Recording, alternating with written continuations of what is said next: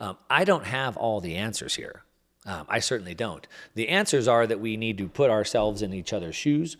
We have to be able to make concessions. We have to be able to forgive, and we have to be able to move forward. But how do we do that in the light of violence happening around us? That's the bigger question. And then on top of that, how do we do that at a time when the people running the world seem to be wanting the war to happen? Why would they want that to happen?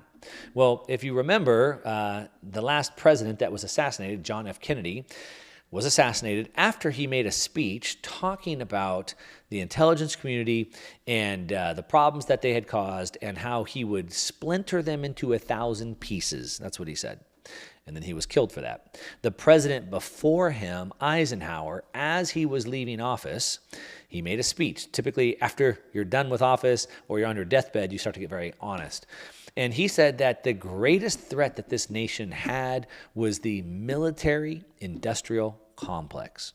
And we don't have to just go back to Eisenhower. We can go all the way back to the founding of the United States when our founding fathers told us that the greatest risk our kids, that us as modern day people and as Americans would face, would be a country that has standing armies. It's always been the military being the greatest threat. And the reason why the military-industrial complex is such a threat is because if you have a business, the goal of your business is to grow your business. It's to make more money. But when you're in the business of war, that means you need more war. Business isn't very good if there's no war. And so we always need this opponent. We always need this boogeyman out there in order for us to continue to invest into new weapons and new arms and things like that. We can see how, really since World War II, but really into the 50s, the 60s, the 70s, we had this Cold War between America and Russia. And this led the military-industrial complex to continue to spend lots and lots, billions of dollars on new technologies and continue to build up the military and things like that. But finally, in late 80s and early 90s, then the USSR finally collapsed. Communism took its toll. The USSR collapsed, and all of a sudden now, the U.S. didn't have this big boogeyman. They didn't have this big army or this country to fear. But what happens with the military-industrial complex when they don't have this big enemy out there anymore? Well, they need a new enemy. And so shortly thereafter, all of a sudden, the enemy became terrorism. We had the Twin Towers that went down, and all of a sudden, we had to go bomb the Middle East, and now we had to go after terrorists. Now, the beauty of fighting terrorism for the military-industrial complex is that now we don't just have a country that we know where they're at and we can defeat them. No. Now we have this nameless, faceless enemy who's everywhere and nowhere. And there's never a way to defeat them, ever. So we have endless wars that can go on forever, and it's an ever-growing threat that always has to be managed. And of course, we can always stoke up a few more along the way. And so now we have this world, in my opinion, that's really, and in my opinion, it's always been the same, which is what we really have in this world has always been corporatism. Corporatism being corporations and governments working together, and they used to call that fascism. Now Klaus Schwab at the World Economic Forum wants to call that public-private partnerships. In the U.S., sometimes we call it crony capitalism or cronyism. Whatever you want to call it, it's the same thing. It's businesses working in their own interest with the government to continue to build their businesses. That's what it's always been. And so this military-industrial complex wants to continue to stoke more wars, but then we also have other things, such as through the Middle East, we have massive amounts of energy. So we have oil pipelines, we have gas pipelines.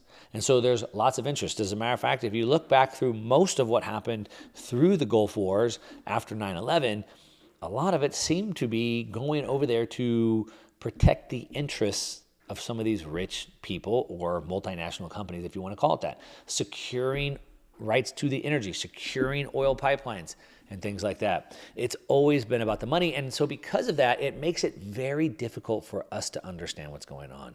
It's the fog of war is what we call it.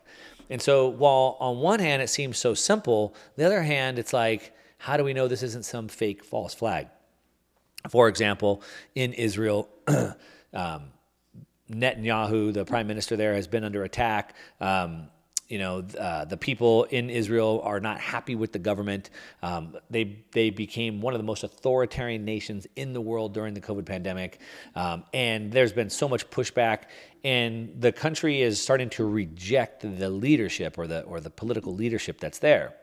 So, well, let's see. If they start a proxy war, or I should say a false flag war, if they start a war with Palestine, does that create this sense of nationalism?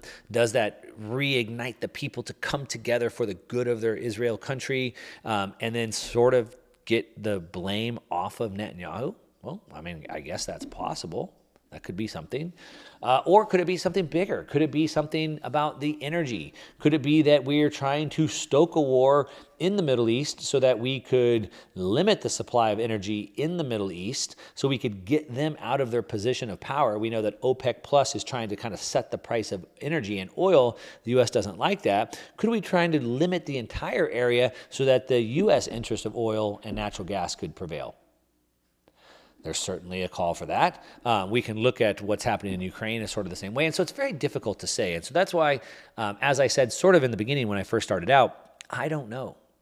I've spent thousands of hours studying this and talking about this and having discussions about this and reading back through history and trying to understand this the best I can. But the fog of war is so thick that we won't ever know.